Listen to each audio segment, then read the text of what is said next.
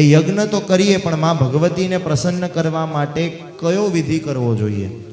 અને ત્યારે વેદવ્યાસજી મહારાજ નવરાત્રિના વ્રતનો વિધાન આપે છે કે જે કોઈ પણ વ્યક્તિએ માં ભગવતીને પ્રસન્ન કરવા છે તેણે નવરાત્રિનું વ્રત કરવું જોઈએ.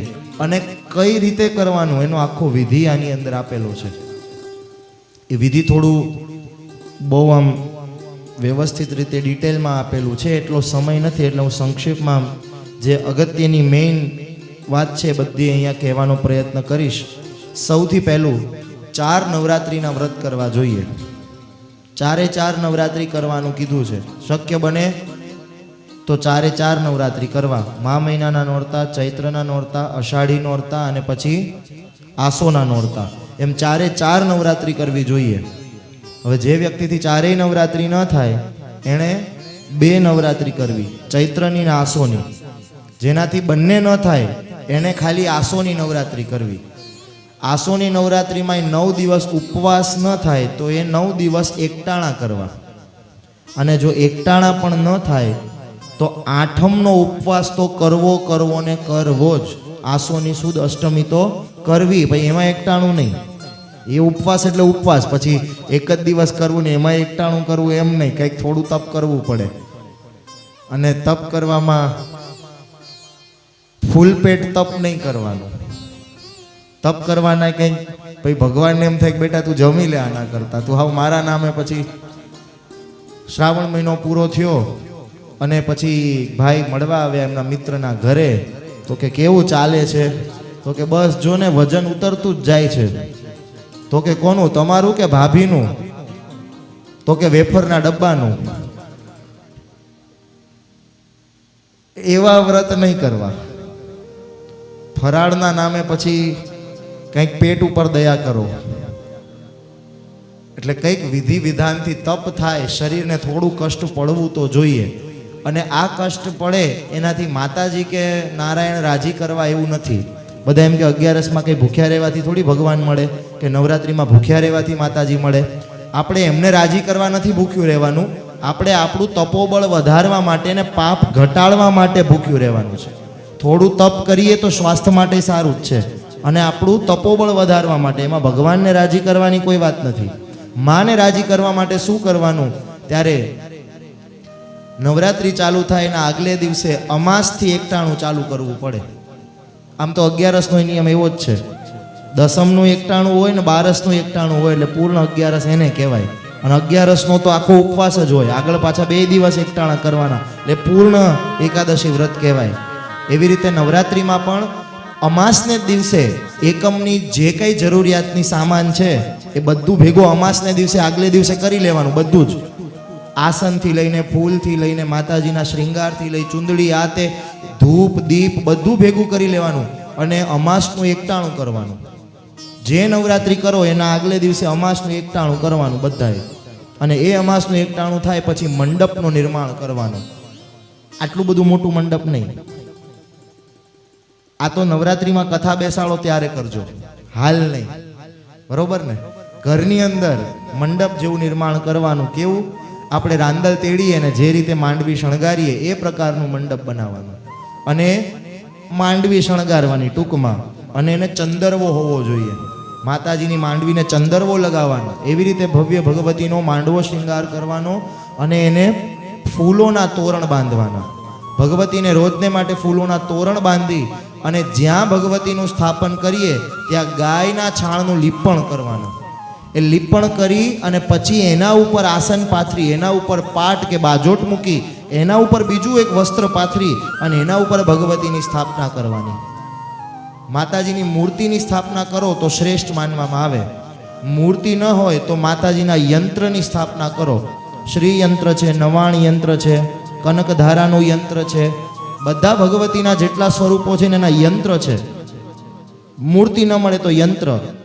અને લગભગ બધાના ઘરે ચિત્રજીતો હોય જ છે, તો ચિત્ર સ્વરૂપે ભગવતી હોય તો એમની સ્થાપના કરો.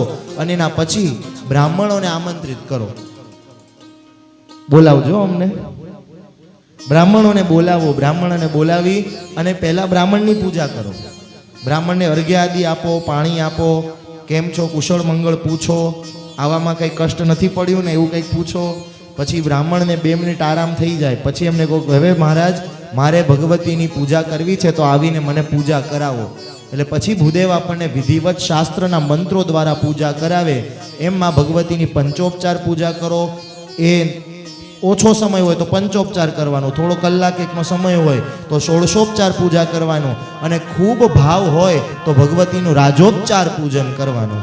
રાજરાજેશ્વરી છે તો માનું રાજોપચાર પૂજન કરો. સર્વોપચારાન રાજોપચારાન સમર્પયામી. તો ભગવતીને રાજોપચારથી પૂજા કરો.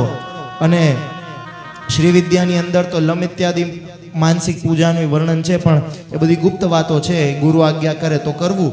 અને મૂળ દેવી ભાગવતના શબ્દ કહું છું, મારા નહીં, ઘરના બનાવેલા નહીં.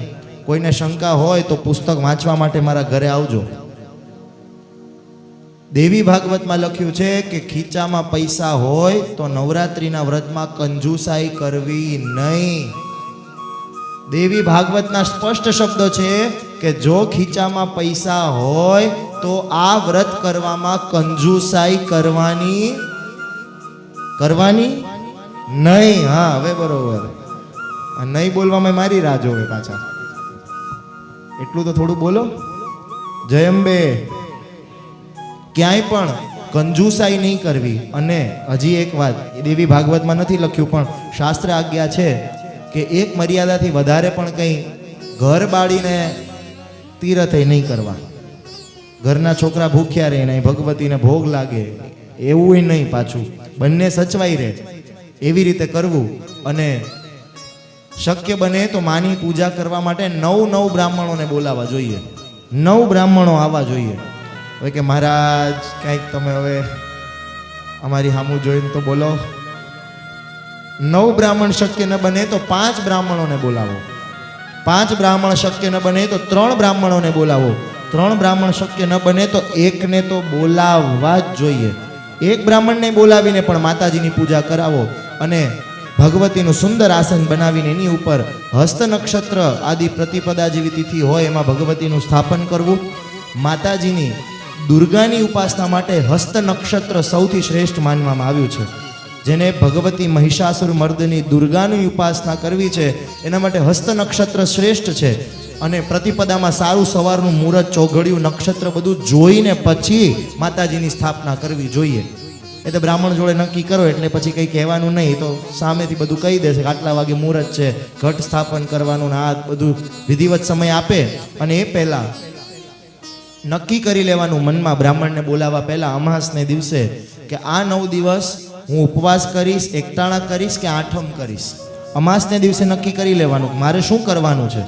અને એ પ્રમાણે બીજે દિવસે બ્રાહ્મણ આવે એકમના એટલે બ્રાહ્મણને જાણ કરવાની કે મારો આવો નિયમ લેવાની ઈચ્છા છે, એ પ્રમાણે મને સંકલ્પ મુકાવો. એટલે એ પ્રમાણે ભૂદેવ સંકલ્પ મુકાવે. પછી આપણે ઉપવાસ કરવા અથવા એકટાણા કરવા અથવા આઠમ કરવી એ પ્રમાણેનું વિધાન છે. અને 9 દિવસનું કાર્ય સંપન્ન થઈ જાય પછી 10મે દિવસે ત્રિકોણ આકારનો હવનકુંડ બનાવી અને એની અંદર ભગવતીનો દશેરાનો હોમ કરવો જોઈએ. આમાં તો નોમને દિવસે હવન લખ્યું છે અને દશેરાને દિવસે લખ્યું છે. જેને નોમને દિવસે અનુકૂળ આવે નોમને દિવસે હવન કરી શકે, અને જેને દશેરાને દિવસે અનુકૂળ આવે દશેરાને દિવસે હવન કરી શકે.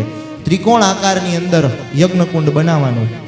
પણ હવે ત્રિકોણ આકારમાં યજ્ઞકુંડ મળતા નથી, બનાવવા પડે. તો જો એ શક્ય ન બને તો જે રેગ્યુલર હવનકુંડ આવે છે આપણે એ પ્રમાણે હવનકુંડની અંદર યજ્ઞ કરી શકાય. અને છેલ્લે જમાડવા પડે બ્રાહ્મણને. પણ બ્રાહ્મણ જમાડવાથી પણ વિશેષ આની અંદર લખ્યું છે કન્યા ભોજન કરાવવું જોઈએ. નવરાત્રિનો વિધાન ને વ્રત એનું જ પૂરું માનવામાં આવે છે કે જે નોમ અથવા દશેરાના દિવસે કન્યા ભોજન કરાવે.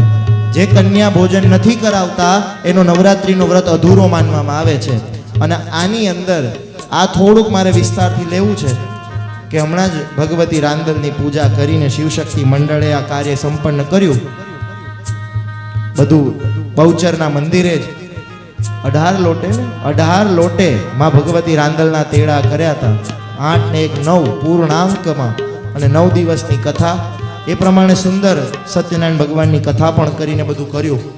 એટલે હવે નવરાત્રિના વ્રતમાં કેટલાથી કેટલા વર્ષની કન્યાનું પૂજન કરાય, કેટલાથી કેટલાનું ન કરાય, અને કયા ઉંમરની કન્યાનું પૂજન કરો તો શું મળે એનું વર્ણન દેવી ભાગવતમાં છે. સાંભળવું છે કે આપણે જઈએ ચોથા સ્કંદમાં? થોડું કહું ને, જયંબે, મને જયંબેનો અવાજ સરસ આવશે તો જ, બાકી આપણે ચોથા સ્કંદમાં જઈએ.